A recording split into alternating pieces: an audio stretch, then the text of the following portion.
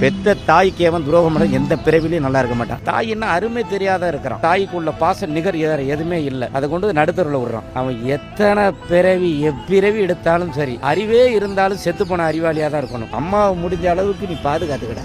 என்னடா பெண்ணா 5 நிமிஷம் ஆசை உன்னோட உடலை உருக்கி உயிர் கொடுத்தாது. என்னடா நாத்தம் பிடிச்ச பையல. மனுஷன் மட்டும்தான் விஷம் உள்ளவன். ஒரு மாவு அரைச்ச மாவுல கை வச்ச கூட புளிச்சிடும். எங்க அம்மாவில் நிறைய குழந்தை பெற்றாங்க. ரொம்ப கஷ்டப்பட்டு வளர்த்தாங்க எங்களை. கடைசியில் எந்த குழந்தைகளும் எங்க அம்மா இறக்குறப்ப வரவே இல்லை. இந்த ஒரு கையோட எங்க அம்மாவுக்கு மழை ஜலம் அள்ளி 5 லட்சம் ரூபாய் செலவு பண்ணி கார் வாங்கி ஒரு கையில ஒட்டி எங்க அம்மாவுக்கு இறுதி மரியாதையும் எங்க அம்மாவுக்கு செலுத்தினேன். அது பெரிய பாக்கியமா நினைக்கிறேன். தாய் என்ன அருமை தெரியாத இருக்கிறான். தாய்க்குள்ள பாச நிகர் எதுவுமே இல்லை. அதை கொண்டு நடுத்தருவில் விடுறான். அவன் எத்தனை பிறவி எப்பிறவி எடுத்தாலும் சரி, அறிவே இருந்தாலும் செத்து போன அறிவாளியா தான் இருக்கணும். சுவை இருந்தாலும் சுவை இறந்துருவான். தாய்க்கு நிகர் எதுவுமே கிடையாது. இப்ப எனக்கு 60 வயசாச்சு. நான் புருக்குன்னு இருந்துட்டேன்னு வச்சுக்க, எங்க அம்மா தொடச்சு விடுவேன். எனக்கு சிறுவில் கிடைச்சா அப்ப மகனே பைத்தியமா அப்பம் செய்ய மாட்டான். அப்படி உள்ள தாயை நீ உருறிய முட்டா பயல உருண்டு படுக்கும் போது கூட ஐயோ மகன் பிறக்கணும், பெண்ணு வேணாமா, பெண்ணுக்கு மகன் வேணுமா, தவிச்சு பாப்பா. அந்த தாயை கொண்டு நடுரோட்டில் உருவிட உன்னை துணியை மூடி இந்த குழம்பு சாப்பிடுமா. மகன் ஒரு நாள் வராட்டா ரொம்ப தேடிட்டு மகனை கூட்டு வச்சு சோறு போட்டு சாப்பிடும். அடைத்து வச்சு மகனை அருகாமையில சோறு போடும். அந்த மாதிரி தாயை போய் நடுரோட்டில் உருவியாடா. அம்மாவை முடிஞ்ச அளவுக்கு நீ பாதுகாத்துக்கிட.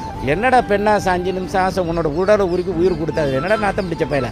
அம்மா தான் அம்மாவை பார்த்துக்கிட்ட. அம்மாவை மிஞ்சி ஒண்ணு இல்லடா. அம்மாவை எவன் சரியா பார்க்க நடத்துறடா குடும்பமே உருப்படாது. பல பேர் மக்களை நான் பார்த்திருக்கேன். ஒரு அம்மா ரொம்ப வசதி படைச்சாங்க. அவரோட பையன் கல்லூரி பேராசிரியர். அவங்க மனைவி மந்தான வாழ் பிடிச்சிட்டு போய் அங்க போய் விட்டுட்டாரு அனாதை ஹாஸ்டல்ல. இப்ப இறந்துட்டாங்க, என்ன பண்ணலாம்னு கேட்கறாங்களா அமெரிக்கா போன் பண்ணி. அவர் சொல்றாங்க அதை பத்தி எங்ககிட்ட சொல்லாதீங்க, பணம் தர நீங்களே பண்ணிருங்க அந்த வேலையை அப்படின்னாங்களா. அவன் வாழ்வதை விட இறப்பதே மேல். அப்போ அருஞ்சுவையிலும் சரி வாழ்றதுலயும் அர்த்தம் இல்லை. தாயை எமன் மறந்தான அவன் மனுஷனே கிடையாது. என் தாய் 3 மாசம் வயிற்றுல சுமக்குது. ஐயோ மகன் என்ன செய்வானோ, இவளுக்கு என்ன செய்வானோ மகன் தெரியாது. ஆனா தவிப்பா இரவும் பகலும். அப்படியே படுத்து தூங்க 3 மாசம் குழந்தை அப்படி லைட்டா நரசும் போது தூக்கத்தை மாதிரி டக்குன்னு இரும்பு கடிச்சிருச்சா மகனுக்கு. அவ பெத்து 3 மணி நேரத்துல சிகப்பு ரத்தம் வெள்ளையா உதிரமா மாறுது. தாய்க்கு இணை எதுவுமே கிடையாது. அது மாதிரி தாயை விட்டுட்டு முந்தானை பிடிச்சா மனைவின்னு போனா அவன் மனுஷன் சேர்த்துல ரெண்டையும் இரு கண்ணுல வைக்கணும். அம்மாவை மட்டும் யாருமே விடக்கூடாது. எங்க அம்மா இறந்துட்டாங்க, இன்னமும் நான் கதவை சாத்திக்கிட்டு அழுவேன். அம்மா மாதிரி ஒண்ணும் கிடையாது. அம்மா தான். அதனாலதான் ஒரு சின்ன இடம் வாங்கி இப்ப கட்டிக்கிட்டு இருக்கேன். அது ஒரு குடிசை.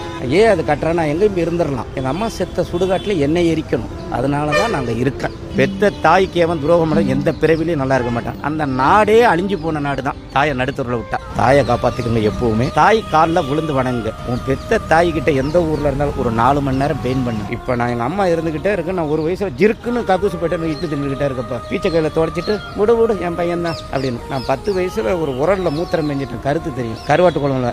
அந்த அம்மா திட்டு விடுங்கக்கா நான் சாப்பிட்டுக்கிறேன். எங்க அம்மாவை எடுத்து ஊத்தி சாப்பிடுச்சு.